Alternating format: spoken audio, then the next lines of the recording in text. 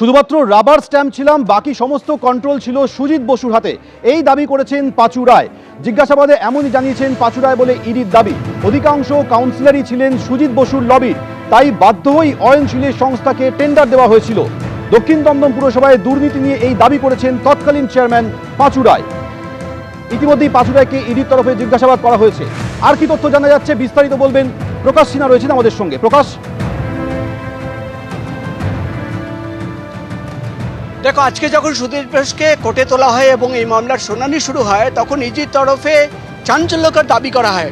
তুমি জানো, পাঁচু রায় তাকে দফায় দফায় দুদিন জিজ্ঞাসাবাদ করা হয়েছে এবং দুদিন পাঁচু রায়কে জিজ্ঞাসাবাদ করার পর আজকে ইডির তরফে যে দাবি করা হচ্ছে যে পাঁচু রায়, যিনি দক্ষিণ দমদম পুরসভায় চেয়ারম্যান ছিলেন যে সময় দুর্নীতি হয়েছে, তিনি এসে ইডি আধিকারিকদের কাছে বয়ান দিয়েছেন যে তিনি শুধুমাত্র একজন রাবার স্ট্যাম্প ছিলেন। অর্থাৎ তিনি চেয়ারম্যান নিশ্চয়ই ছিলেন নামের জন্য, কিন্তু তিনি রাবার স্ট্যাম্প ছিলেন। তার হাতে কোনো পাওয়ার ছিল না, পাওয়ার ছিল সুজিত বসুর হাতে। যেহেতু বেশিরভাগ কাউন্সিলররা 16 থেকে 17 জন কাউন্সিলররা সুজিত বসুর লবিতে ছিল, তাই জন্য তারা যেটা চাইতো সেটাই আমাকে করতে হতো। অর্থাৎ পাঁচু রায় পুরো দায় কিন্তু এড়িয়ে যাচ্ছেন এবং পাঁচু রায় ইডিকে যে বয়ান দিয়েছেন সেখানে কিন্তু দুর্নীতির পেছনে যে কারণ সেটা কিন্তু সুজিত বসুর দিকে দেখাচ্ছেন। আজকে ইডির তরফে দাবি করা হয় এবং ইডির আইনজীবী আজকে কোর্টে দাঁড়িয়ে সওয়াল করেন যে পাঁচু রায় বলছেন যে আমি কোনোদিন চাইনি যে অয়নশীলের সংস্থাকে এই বরাদ দেওয়া হোক বা বাইরের কোনো সংস্থা পরীক্ষা করে চাকরি করিয়ে দেবে, এটা কিন্তু কোনোদিন চাইনি। কিন্তু যেহেতু সুজিত বসুর কাউন্সিলররা এবং সুজিত বসু তারা চাইছিল, তাই জন্য আমাকে করতে হলো। অর্থাৎ পাঁচু রায়, যিনি দক্ষিণ দমদম পুরসভার প্রাক্তন চেয়ারম্যান, যার সময় এই দুর্নীতির অভিযোগ, তিনি কিন্তু বলছেন যে আমি শুধুমাত্র রাবার স্ট্যাম্প ছিলাম, কাজ আমি করতাম না, কাজ করতেন সুজিত বসু এবং তার অনুগামী যে 16 জন কাউন্সিলর তারা।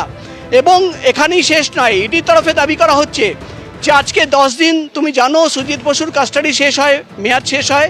আজকে ইডির তরফে দাবি করা হচ্ছে যে তারা আজকে সুজিত বোসকে জেলে পাঠানো হোক তেমনই আবেদন করেছেন। বাকি যে 5 দিন রয়েছে সেই 5 দিন আমরা পরে আবার সুজিত বসুকে কাস্টাডিতে নেব।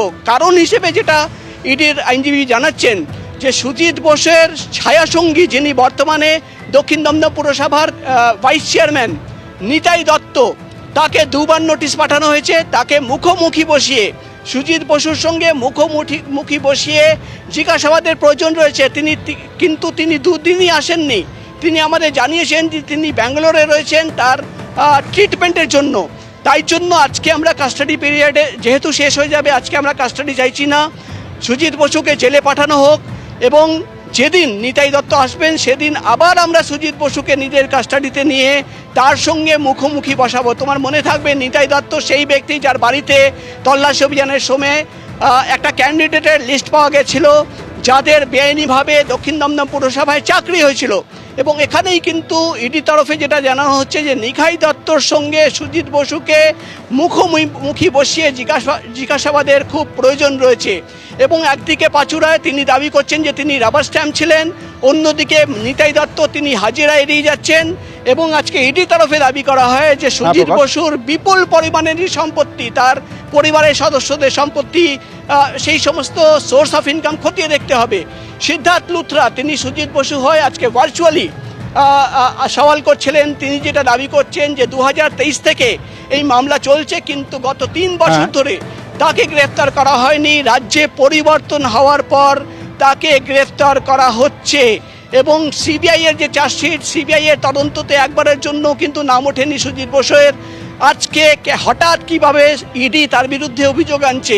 2 পক্ষের সওয়াল শোনার পর আদালত অর্ডার রিজার্ভ রেখেছে এবং আর কিছুক্ষণের মধ্যেই জানতে পারবো যে আদালতের নির্দেশ কি আসলো। এবিপি আনন্দ, এগিয়ে থাকে, এগিয়ে রাখে।